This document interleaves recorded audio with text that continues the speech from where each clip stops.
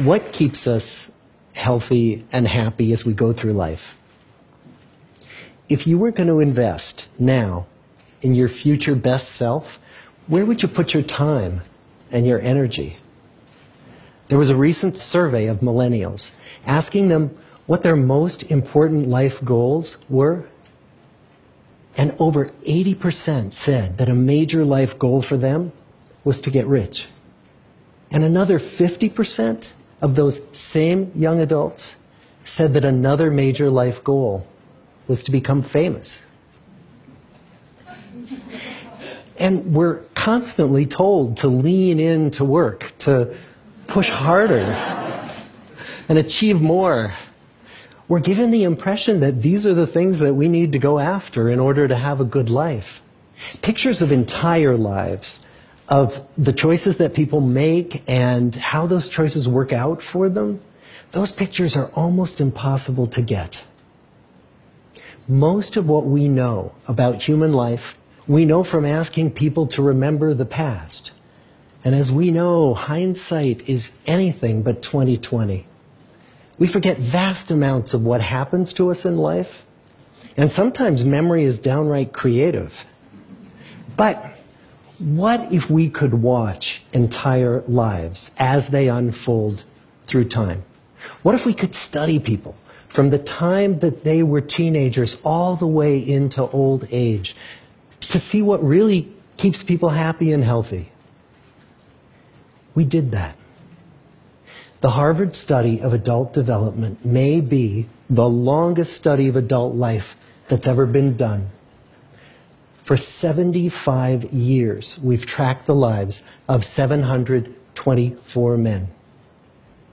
Year after year, asking about their work, their home lives, their health, and of course asking all along the way without knowing how their life stories were going to turn out. Studies like this are exceedingly rare. Almost all projects of this kind fall apart within a decade because too many people drop out of the study, or funding for the research dries up, or the researchers get distracted, or they die, and nobody moves the ball further down the field. But through a combination of luck and the persistence of several generations of researchers, this study has survived. About 60 of our original 724 men are still alive, still participating in the study, most of them in their 90s. And we are now beginning to study the more than 2,000 children of these men. And I'm the fourth director of the study. Since 1938, we've tracked the lives of two groups of men. The first group started in the study when they were sophomores at Harvard College. They all finished college during World War II, and then most went off to serve in the war. And the second group that we've followed was a group of boys from Boston's poorest neighborhoods. Boys who were chosen for the study specifically because they were from some of the most troubled and disadvantaged families in the Boston of the 1930s. Most lived in tenements, many without hot and cold running water. When they entered the study, all of these teenagers were interviewed, they were given medical exams. We went to their homes and we interviewed their parents. And then these teenagers grew up into adults who entered all walks of life. They became factory workers and lawyers and bricklayers and doctors, one president of the United States. Some developed alcoholism, a few developed schizophrenia. Some climbed the social ladder from the bottom all the way to the very top, and some made that journey in the opposite direction. The founders of this study would never in their wildest dreams have imagined that I would be standing here today, 75 years later, telling you that the study still continues. Every 2 years, our patient and dedicated research staff calls up our men and asks them if we can send them yet one more set of questions about their lives. Many of the inner city Boston men ask us, "Why do you keep wanting to study me? My life just isn't that interesting." The Harvard men never asked that question.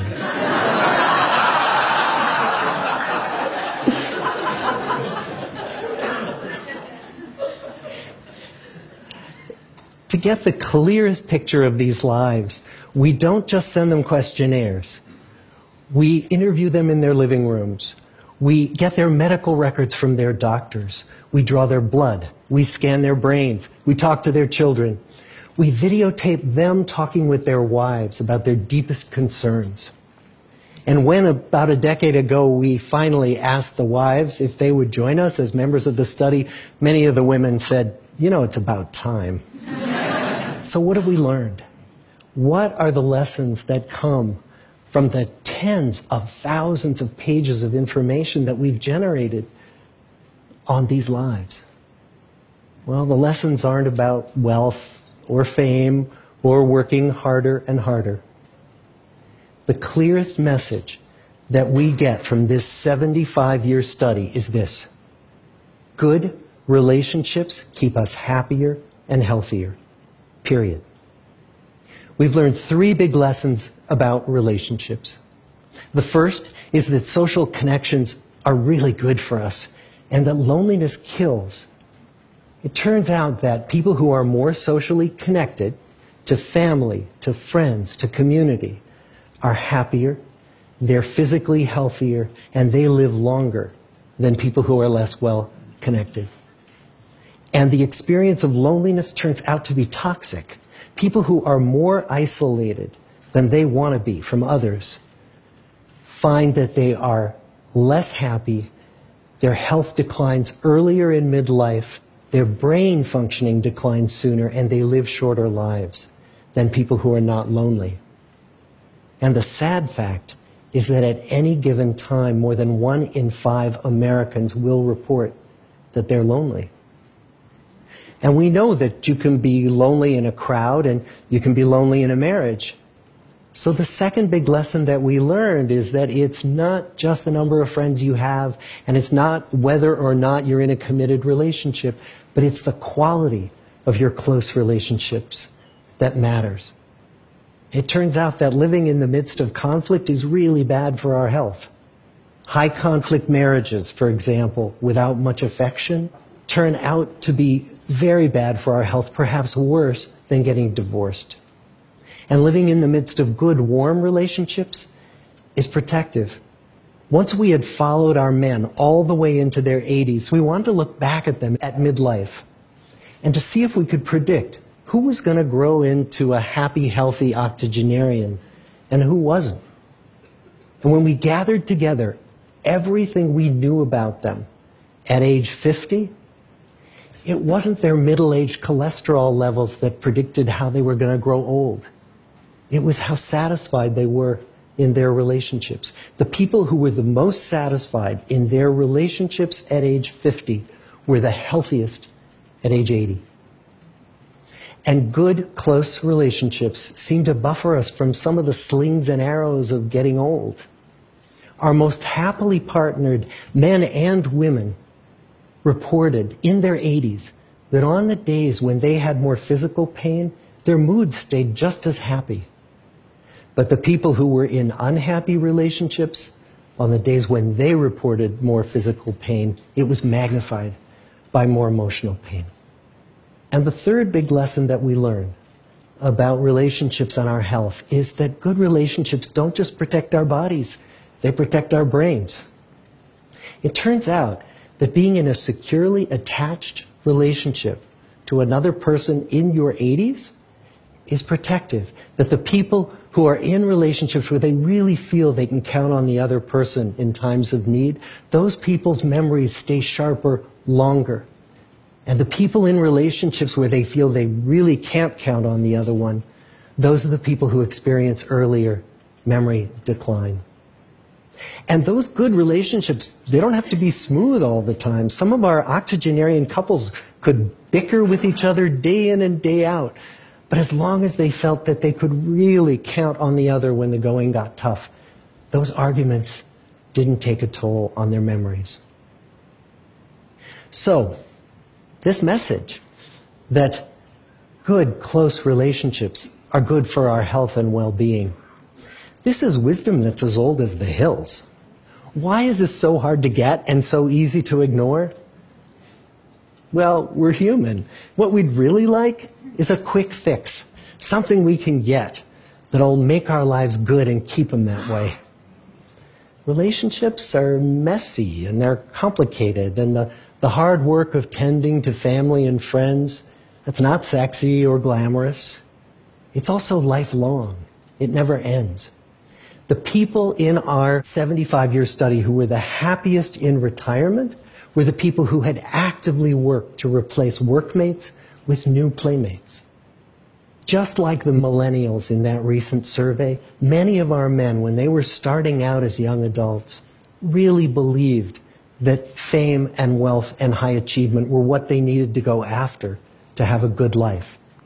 But over and over these 75 years, our study has shown that the people who fared the best were the people who leaned into relationships with family, with friends, with community. So what about you? Let's say you're 25, or you're 40, or you're 60. What might leaning into relationships even look like? Well, the possibilities are practically endless.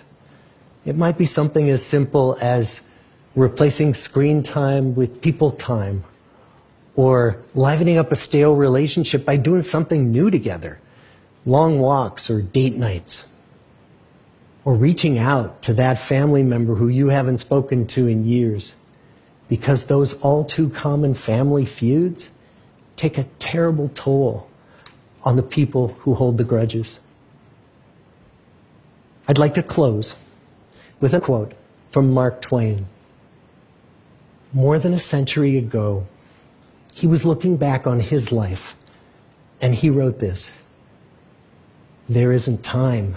So brief is life for bickerings, apologies, heartburnings, callings to account.